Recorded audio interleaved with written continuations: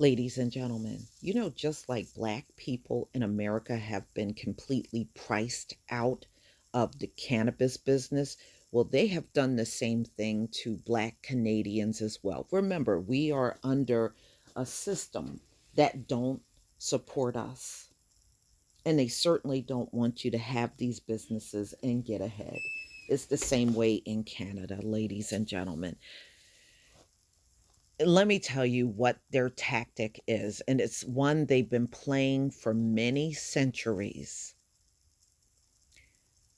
Whenever they know they have pushed us out of an industry, or there's very few black voices in certain industry or politically, or, really all the way across the board, the game is played a certain way so that you don't ever make a big deal out of it.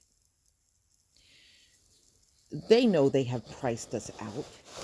They know that they have made it impossible for black people to get the funding to start these businesses. They know it.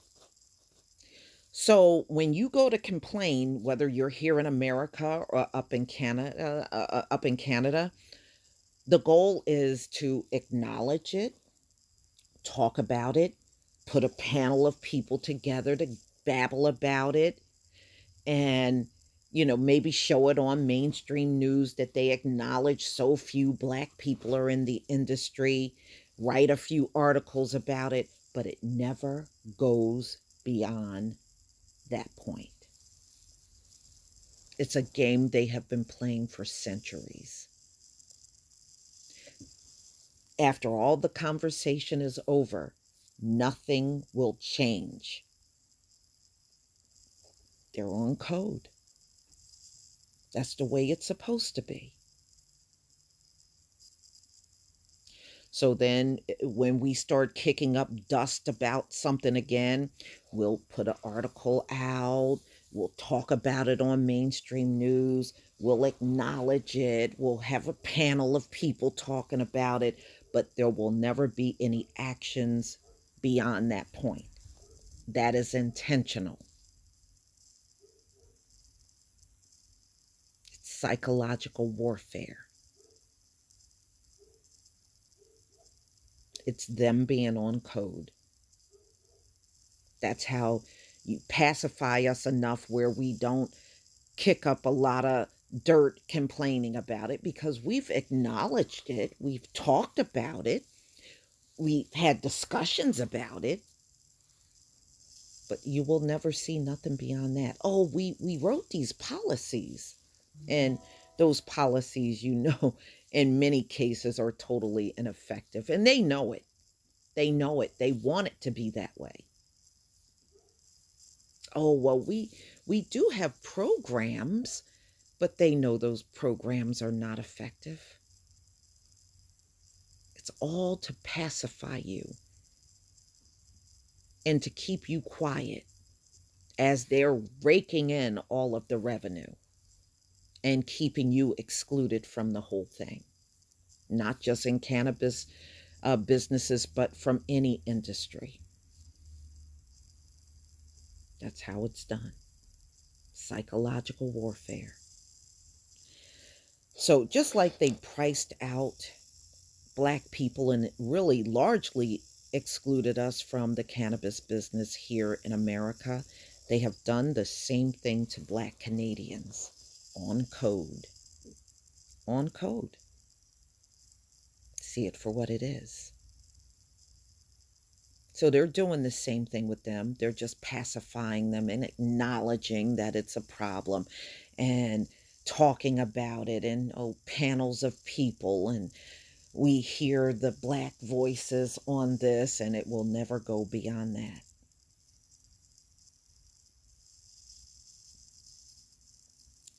So this came out in Policy Options, Black Canadians Sideline from Cannabis Economy. So this came out November 26, 2019, 10 months before cannabis was legalized last October. Remember, When Canada legalized marijuana, they did nationwide.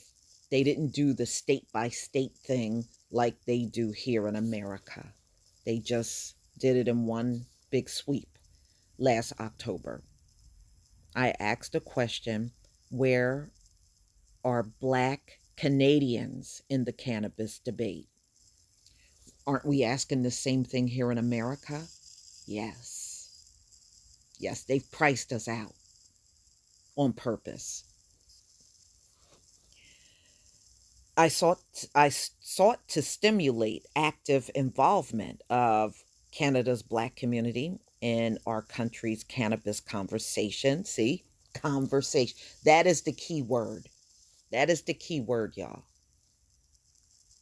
That's the key word. So, what they're telling you right there is we'll have conversations about not enough Black people in the industry, but that's it. Okay. You don't see them saying, well, we're making moves right now to include X amount of Black people. They're never going to write that. But they will write that they're willing to have this conversation with Black people. Oh, yeah, we'll have a conversation about this. While explaining the socio-systematic barriers that might account for why African Canadians were not playing a more prominent role in the public and private development of legalization. Now, more than a year since legalization, with the market about to move into its second phase with the introduction of edibles, I'm pleased to see that there is progress. There has been a notable change in the volume of Black voices. Listen, Black voices, but they're not telling you Black businesses, Black voices. You know why? That shit's free. They don't care about that. And interest in our country's cannabis conversation. Always remember, they love throwing you in the midst of the conversation, but they're not going to do nothing about it. Psychological warfare. And that involvement and influence of Black perspective has been meaningful, but not meaningful enough for them to change, right? Not going to make no changes, but your Black voice is meaningful about getting into the cannabis industry, but you sure still ain't in that industry, are you? Not here in America or Canada. They are on code.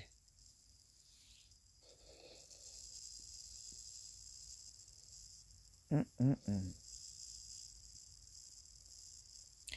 However, with the exception of some shining examples, the interests of Canada's community of African descent have largely remained sidelined, secondary, or silent in mainstream conversations on cannabis legalization in Canada. Some things have changed, but many largely remain the same. So they have locked them out just like we are locked out of the industry. Again, they are willing to have conversations and they feel your voice is meaningful, but they're not going to do anything beyond that, y'all. Just understand that. Oh, yeah, you're meaningful. Yes.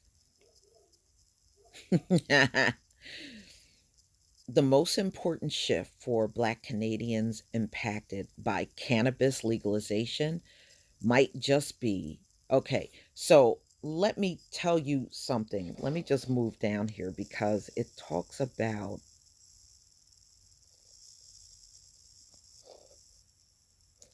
hold on.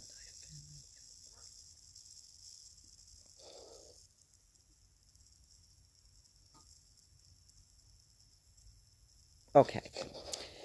It's the same way here. You know how you got a lot of people that are caught up in the system over marijuana charges, nonviolent drug offenses? Well, they were doing that very same thing up in Canada too, on code. The act allows for anyone convicted of simple possession of cannabis for offenses committed before October 17th, 2018 to apply for and receive a record suspension more quickly than would typically be permitted under the Criminal Record Act. It also waives the $631 fee to do it.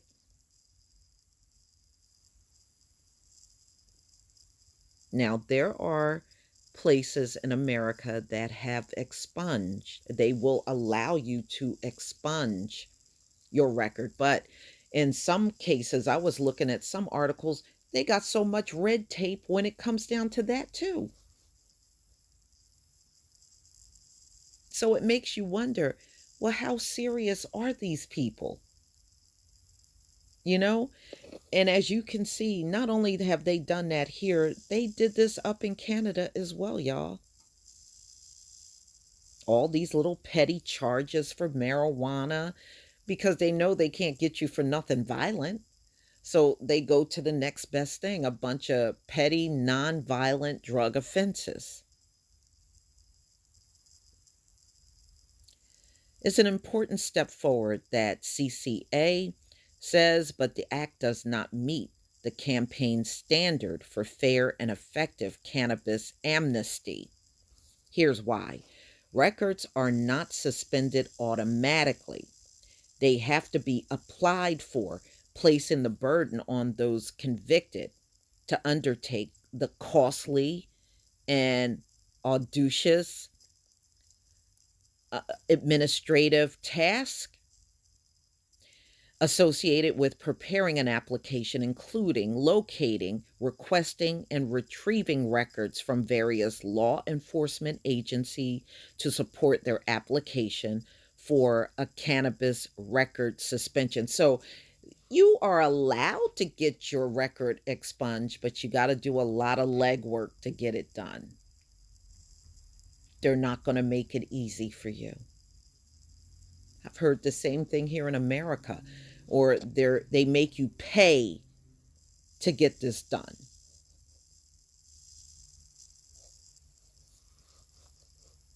Shouldn't have to pay anything. That's just my opinion. The new act merely suspends records, it does not expunge them. So you go through all that legwork to try to get these marijuana charges off of your record, and at the end of the day, it does not expunge it.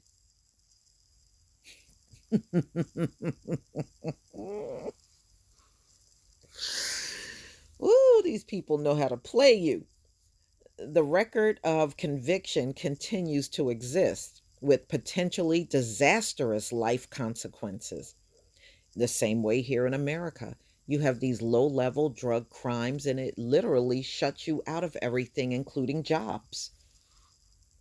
You know, so now you got a lot of young people walking around that potentially could be working, but they're not working because of all this petty shit.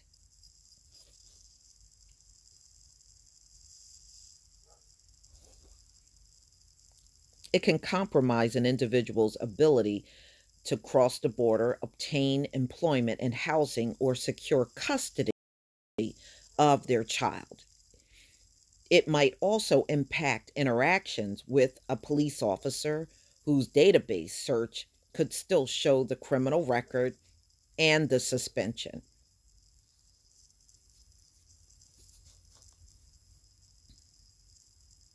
It does so many things.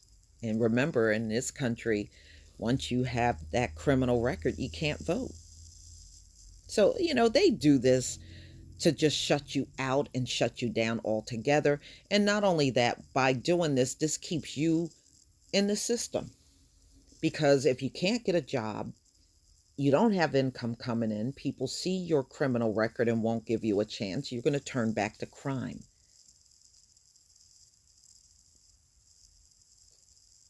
But then they will turn around and try to act like you did these things on your own when, in fact, they set their system up to be this way.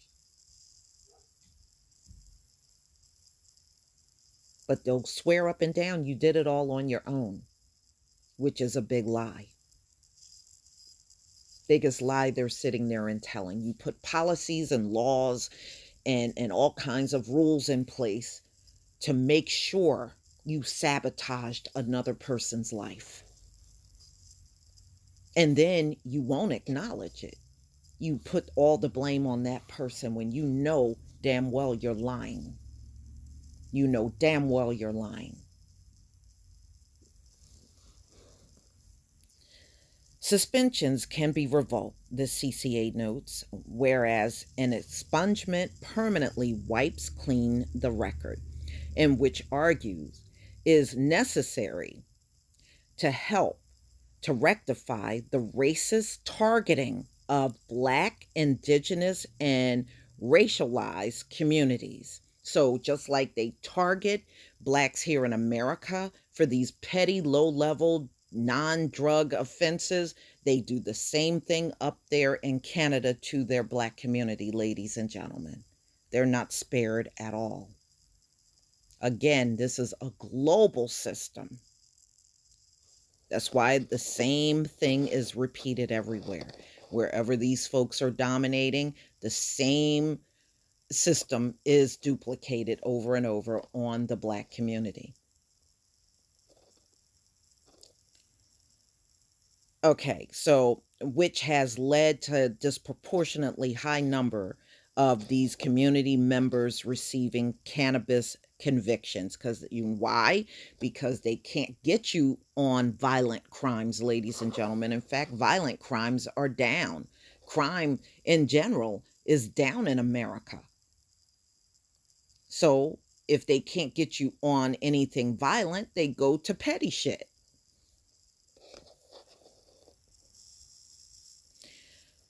So, ladies and gentlemen, you see, they're still squabbling around with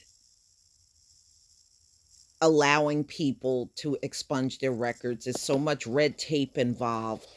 They make it damn near impossible for a person to get these little petty charges expunged without any type of fees involved. And in my opinion, that's because they really don't want this off your record. But look at all the red tape they got to go through up in Canada, y'all.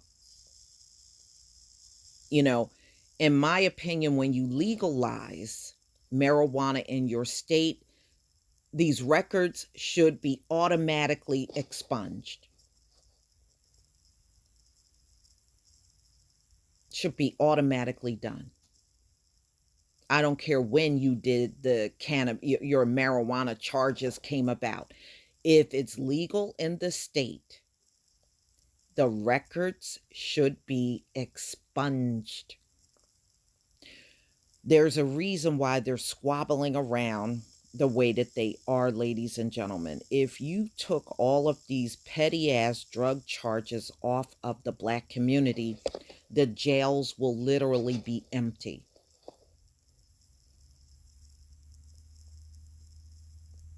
And then how will that prison work get done? We got to keep you in there for something. We can't let you all go. The work got to be done. We hear that from some warden down there in Alabama or one of those places, and also Kamala Harris said the same thing. She didn't want to let them go. The prison work had to be done. But I'm telling you, they're making it complicated for a reason, y'all.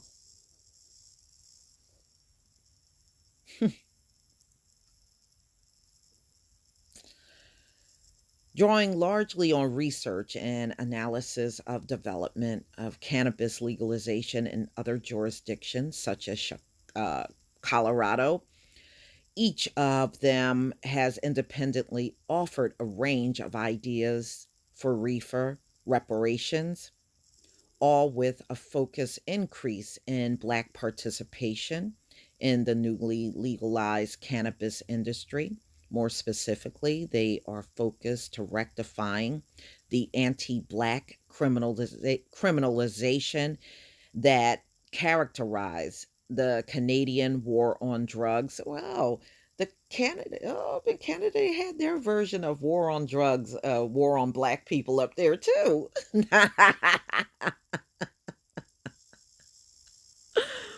By doing so, by advocating for Black individuals and communities to get equitable access to the profits of the new cannabis markets after decades of unfairly bearing most of the burden of cannabis prohibition, which has damaged Black communities socioeconomically. Ladies and gentlemen, let me tell you something. They're not interested in rectifying this. They're just interested in babbling about it for a little while, acknowledging it. But at the end of the day, they're not going to do anything. Just always remember this is all part of war. It is all part of psychological warfare to give you the illusion of inclusion. And they have played this game not only here, but as you can see, they've played this game in Canada as well. It's the illusion of inclusion.